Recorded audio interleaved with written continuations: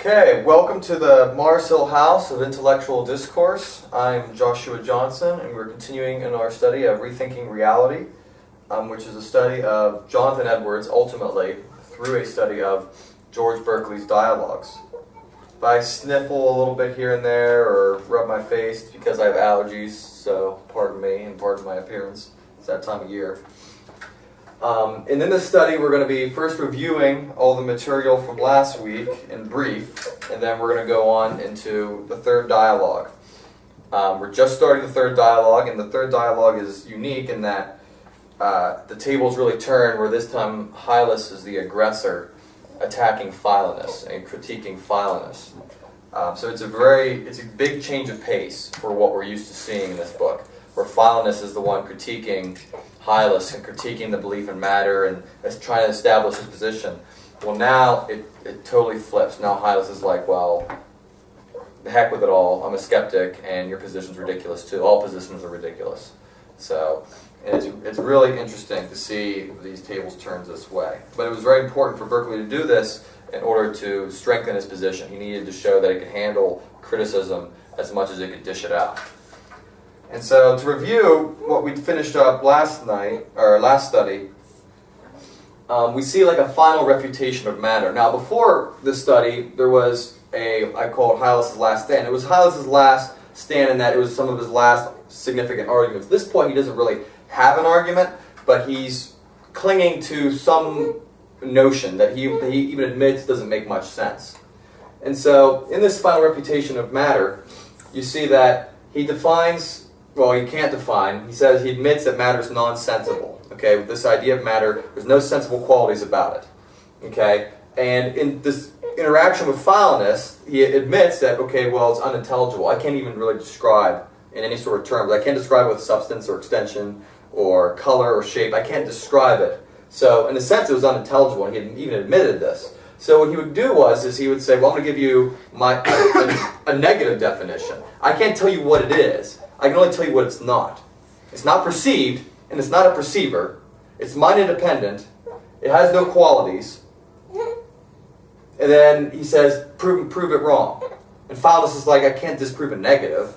You haven't given me anything to disprove. You're just giving me what nots, not what is. You can't disprove what nots.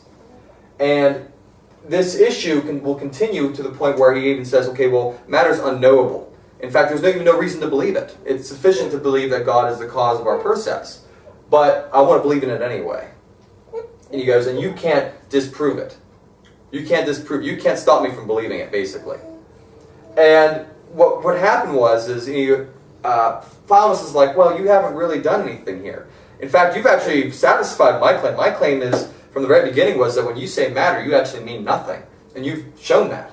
And you're telling me to prove there's something impossible? You haven't given me anything to show impossible.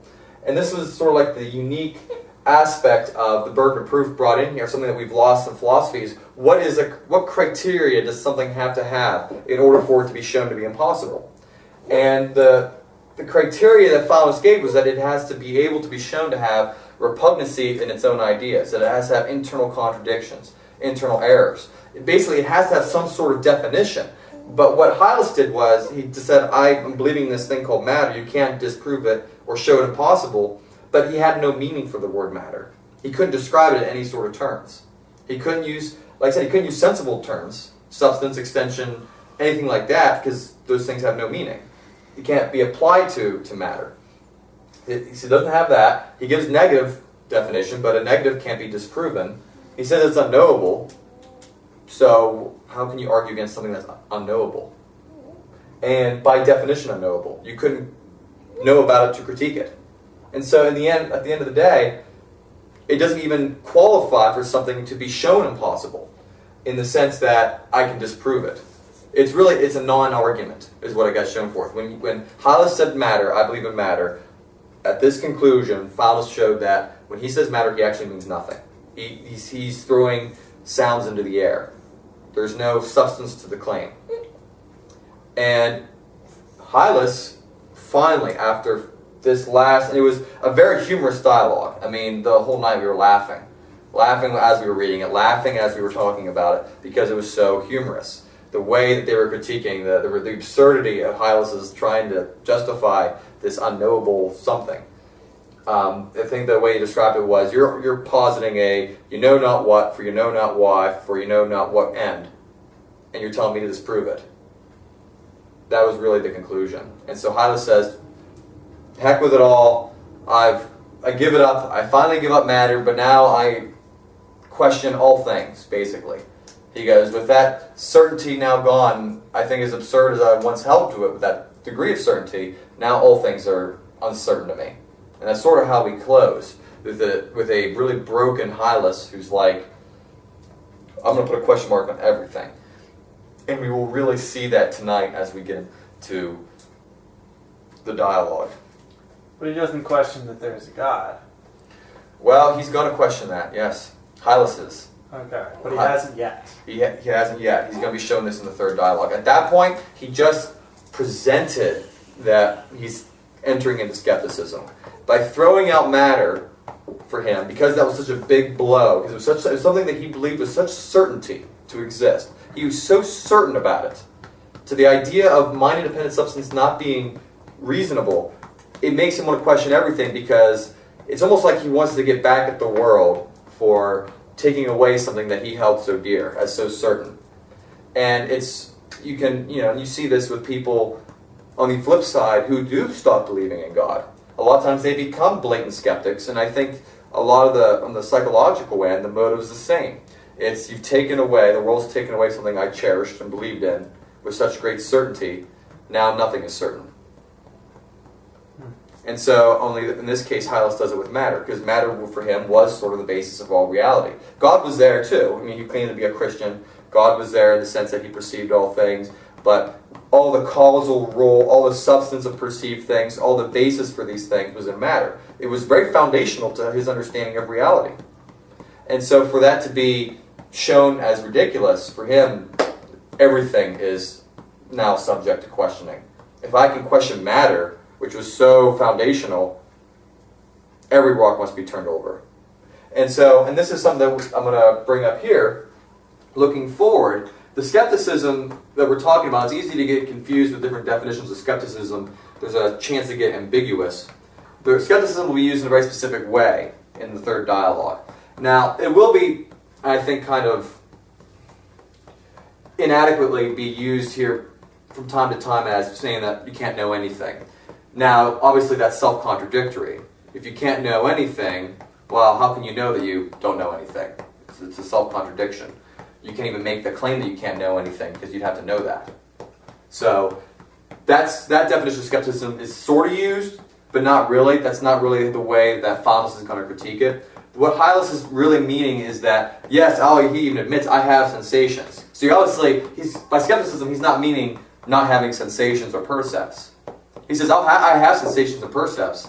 I just can't know what's the basis of them, or where they're from, or where they're at. All I know, and he's going to try to use this understanding is, I have sensations and nothing else. It's really anticipating David Hume a little bit here, because that was David Hume's position. He even denied God and my own consciousness, because he wouldn't even believe that you're conscious, or you have a soul or a mind. He would actually say that you're just a collection of experiences. And it's self-contradictory, and there's some problems with that, and Philonous kind of critiques that.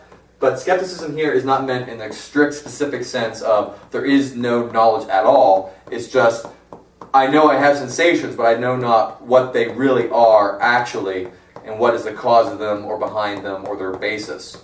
I have them, and that's it. And so to review, because we're going to be getting a lot more back into the theistic arguments in this dialogue, since we took like a brief break in the last dialogue, study, I want to review real quick the argument for God that Berkeley posited in 2 studies ago, which was, and I called it the noetic argument for God, which is that sensations in and of themselves are experiences. Experiences must exist in an experiencer. Ideas must exist in the mind. Therefore, if I'm having experiences and they're new, where'd they come from? They must have come from another mind, because that's the only place they could have come from. They don't just come out of nothing. That would be contradictory. And then of course, the tables will be turned. So that's what we're looking forward to in this study. We're looking forward to seeing a defense of the theistic position that Philonous is positing, the idea that God is the cause of reality as I perceive it. And Hylas is going to be attacking and challenging this, using a lot of the arguments that were used against him on matter. He's going to try to turn them against Philonous and say, well, for the same reason you critique matter, I'm going to critique your view of God, using the same arguments he used against me. So you see there's a little bit of a vindictiveness on Hylas in this study. So with that, we're going to be turning to the book, and then we'll continue. All right, welcome back. We just finished our reading in the dialogue. Covered a lot of material, a lot of different arguments, and we're going to delve into them and have question and answer and discuss what was in the book. And to begin, we see Hylas starting to attack Philonous. At first, it's just kind of defining his position that, he's really just going on a rant saying, we can't know anything. I'm certain that, all is vain.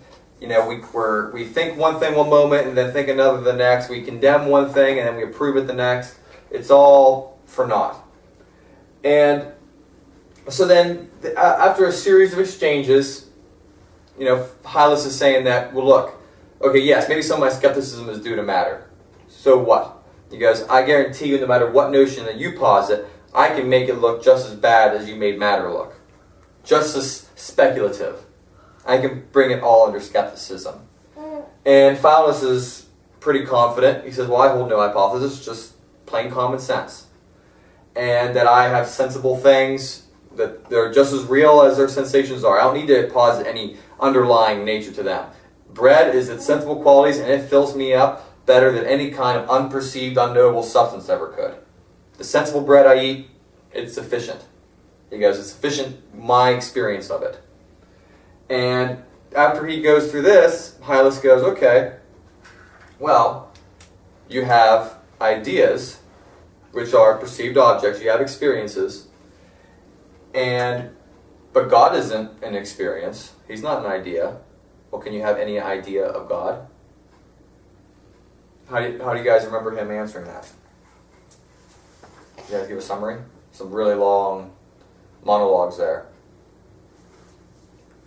What was the question?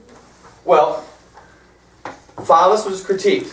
Okay, Hylas goes, this is probably, around page 113, I'd imagine, somewhere in there. But he gets critiqued, he goes, okay, well, you say that you have ideas and you have minds, or spirits. They're distinct.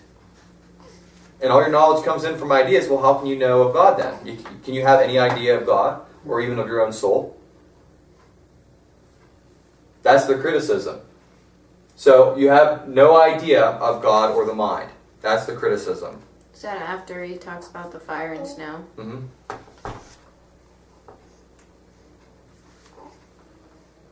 And if you can't find the reading, do you remember how Philonous deals with it? Okay, is God not an agent of being purely active?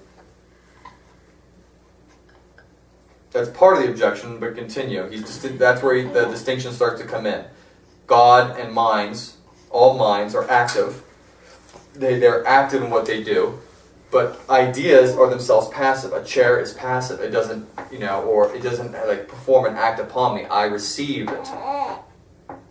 My mind receives it. My mind is active, and the mind that gives it to me is active. But can I have, and if they're totally distinct, if minds and ideas are distinct, can I have any idea of God then? Any idea of a mind? That's the criticism. What is Philonous' response? Taking the word idea in a large sense, my soul may be said to furnish me with an idea that is an image or likeness of God, though indeed extremely inadequate, for all the notion I have of God is obtained by reflecting on my own soul, heightening its powers and removing its imperfections. Mm-hmm. So that's how he gets from the soul to God. Well, how does he justify the belief in a soul at all, or minds at all?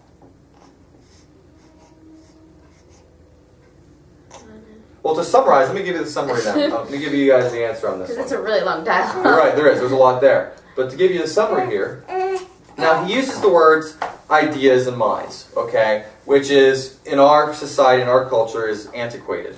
We don't use terms quite like that anymore. To really get the sting of his position, I like to use the term experiences and experiencer.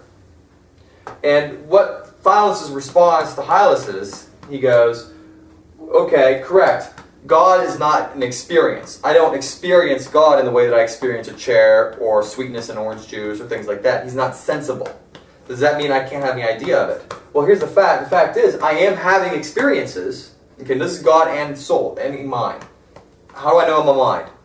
I'm having experiences. Can a non-experiencer have experiences?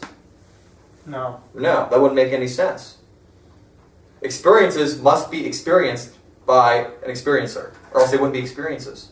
An experience, by definition, must occur in an experiencer. That's where our language, I think, makes it even clearer. So, because basically, what Hylas is saying is, you can have no experience of God, therefore you cannot infer his existence. Or, you have not experienced an experiencer, so how can you say that it exists? By necessity. That's the point. So he's saying that there's a necessary relationship between ideas and gods, or ideas and minds, that you can't have one without the other. You can't have experiences without an experiencer. And so, my mind is a necessary inference. You can't, and this is where later on, Hylas goes, oh well, all there is just sensations, just ideas. Well, essentially he's saying is there's just experiences but no experiencers. That was what Hylas would later say. That's his trying to be a skeptic. And Philonous goes, hold on here, that doesn't make any sense. You can't say there's experiences with no experiencer. They wouldn't be experiences. And so that's how he establishes it. But now, I found that. there you go. Yeah, now you found it. Yeah. But with the second criticism, this is sort of flowing from the first. He tries to really pound, and he goes, well, are minds and matter the same then? He goes, Hylas is like, well, I've argued the whole time that matter is unperceived, and then you critiqued it on that basis. You said it's an unperceived thing, it has no sensible qualities, therefore you can have no notion of it, and thus it doesn't exist. So Hylas is like, well, what gives? He goes, you just admitted that minds don't have sensible qualities, that you don't experience your mind in the way that you experience a chair, so how can you say it exists? So are minds and matter on the same par? Does the criticism that Philonous gives of matter, does he fall under his own blade? What do you think?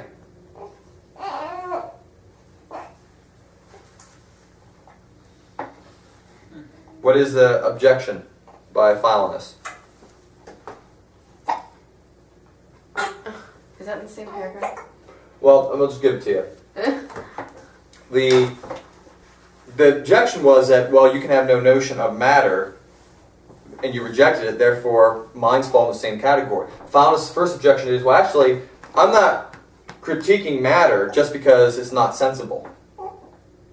Okay? He goes, actually, I'm not... So basically, Hylas' criticism was inadequate. Hylas was saying that, okay, you rejected matter because it's not sensible. And therefore, you must reject God because he's not sensible, and your own mind because it's not sensible.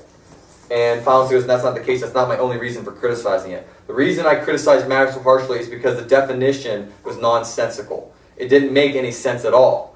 It wasn't just that matter is an unperceived thing. It's that matter is a definition that is self-contradictory.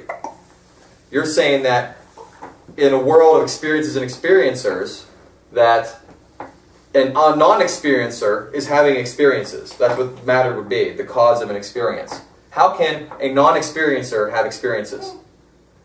It'd be similar to us trying to say, well, can a chair have an experience? Does a chair really enjoy being sat on? Does it have experiences? Does matter have experience? And the same thing is, it doesn't exist in any mind. So you can have no notion of it. So it's both things. Not only can you have no notion of it, that it's unknowable, but it's not even possible for it to be known, because it doesn't make any sense in its definition. It's self-contradictory. Whereas minds, now this is where we go back to number one. Minds are inferred by necessity. There's nothing necessary about believing in matter. There's no reason to believe it. It's unknowable, and it doesn't play any role in the framework that's already been established, the relationship between God and minds, and the revelation between. There's no need for matter in that. Whereas God and minds are necessary. established. If you're having experiences, you must have an experiencer. You're not the source of your experiences, they must exist in some other supreme experiencer. There's a necessity there. No matter is necessary in that equation. So they are categorically different. And so Hylas is wrong to try to lump them in, and he concedes the point. Now this one here was very short, but was a test of common sense. This was Hylas's question. He goes, well, doesn't it seem odd that the only thing that exists is minds and ideas? Ask the first man you know if he believed that there's a world external to the mind. What would he say? Probably yes. Yeah, probably yes. But then what's Philonous' objection to that? What's his example? You ask the gardener why he believes there's cherry trees, and he says because he perceives them, and ask him why he believes there's not an orange tree, and he says because he can't perceive it. Yeah. So, yeah, you're out in your garden, and you have tomato plants. You don't have papaya trees. Well, how do you know you don't have papaya trees there? Well, I don't see any. Do you? It's like, are you hallucinating? It's like, there's no papaya trees here. This is Pennsylvania. This is the sort of objection. It's common sense, actually, that your basis for believing what's in your garden is because you perceive it. You don't have a special intuition. And so that is the first part of this. But then he goes, okay. Hylas goes, all right, I'm not denying that part. Okay, but when he leaves the garden, does he still believe that it exists? Are you saying that it doesn't? What's Philonous' response? How's Philonous justify that criticism? Or justifiably respond to it, I should say. Wrong page.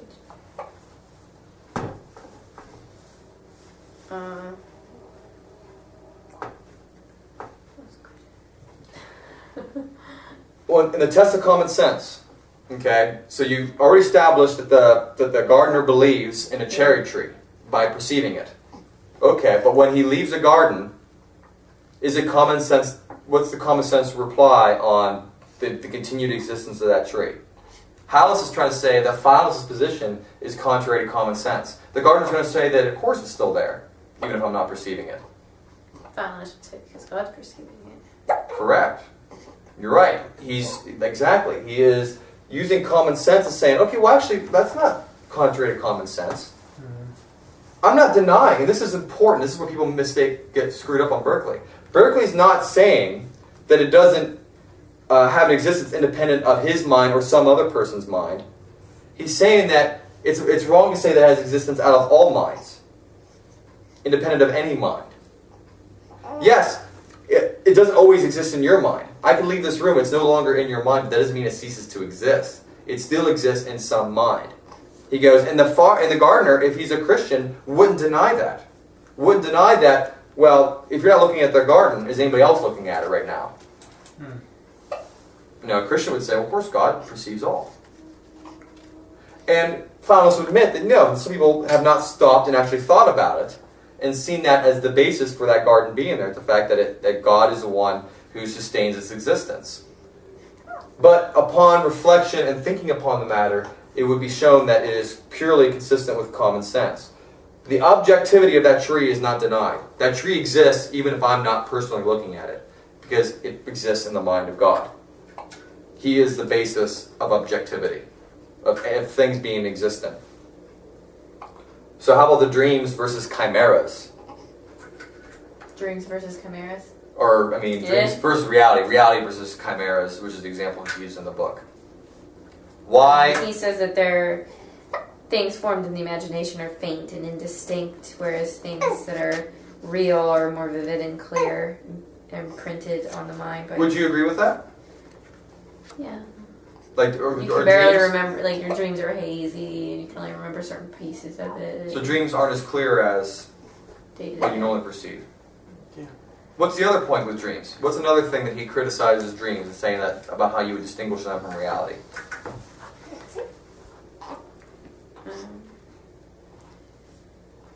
This was actually mentioned in a former study once.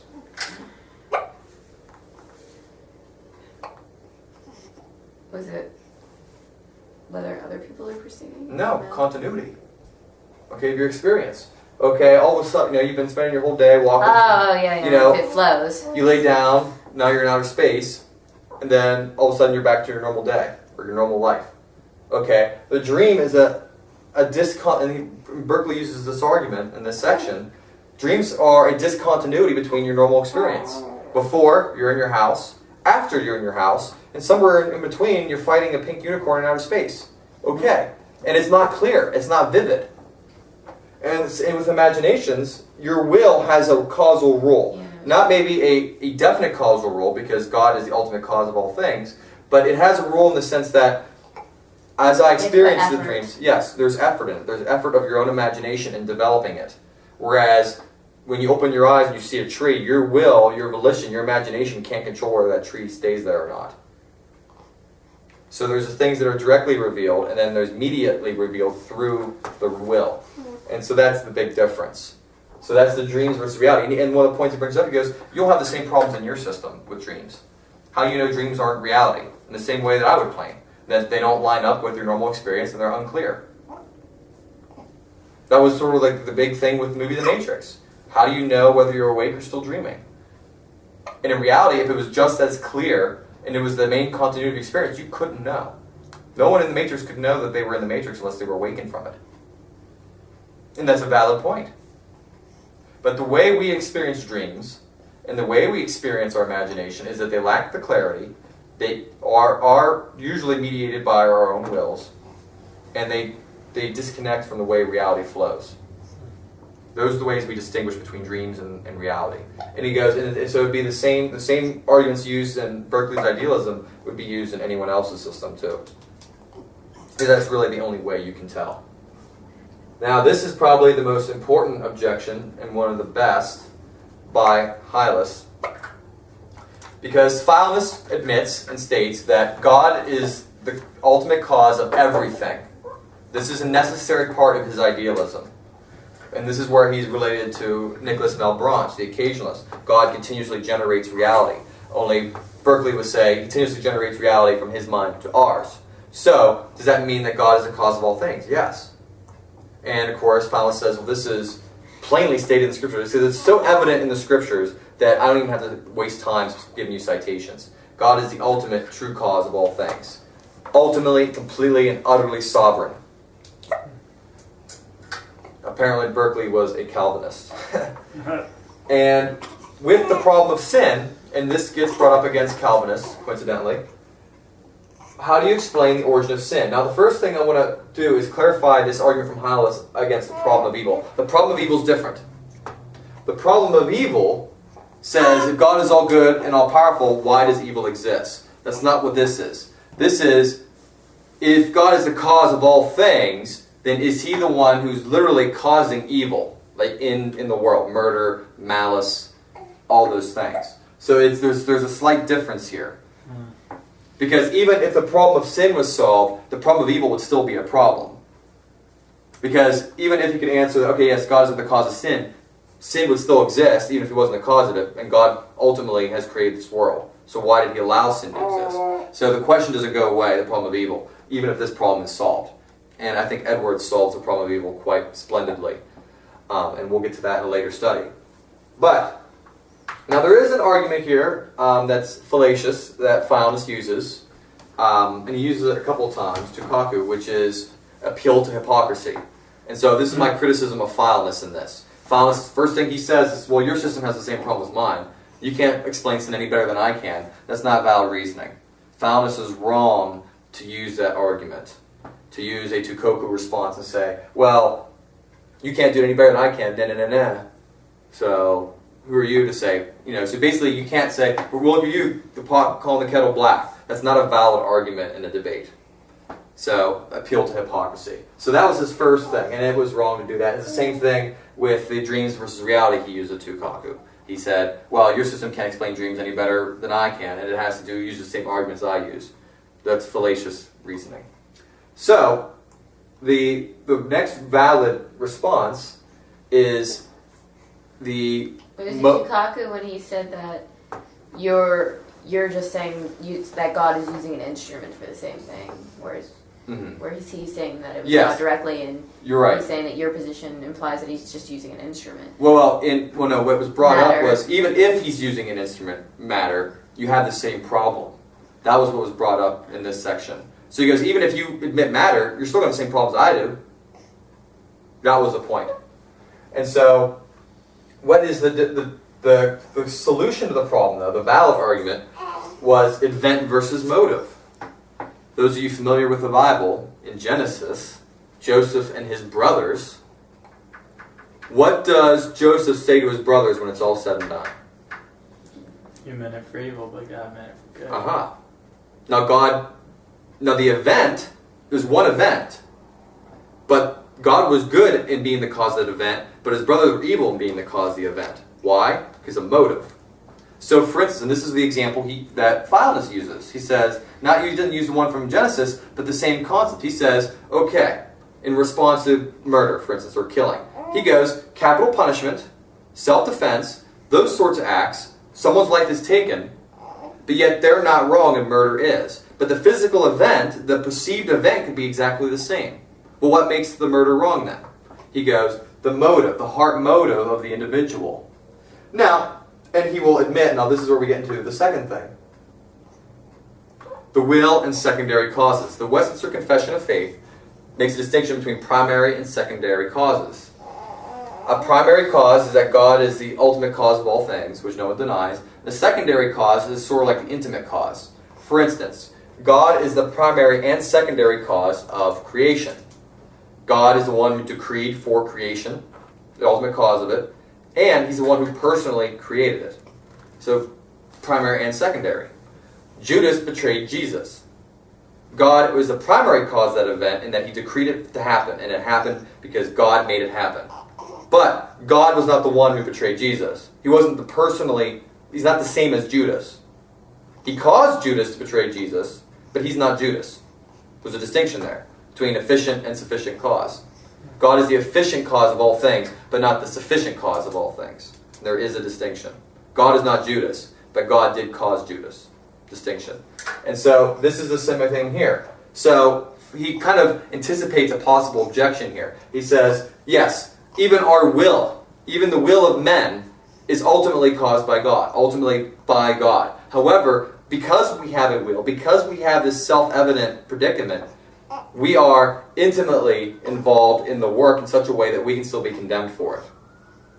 So though God is ultimately in charge of it all, our motive and our will, because of our egocentric predicament, condemns us. We are guilty. And this is sort of the import here is he's using orthodox Christian answers very consistently. And this is sort of why he always appeals to the Tukaku, because he says, even if you didn't hold to my position specifically, my metaphysical position of idealism, you're going to have to come to the same conclusions anyway. So it's nothing unique to my position, which is a valid point. But these objections are important. So the problem of sin, the existence of sin, is not a problem in Berkeley's idealism. Any questions?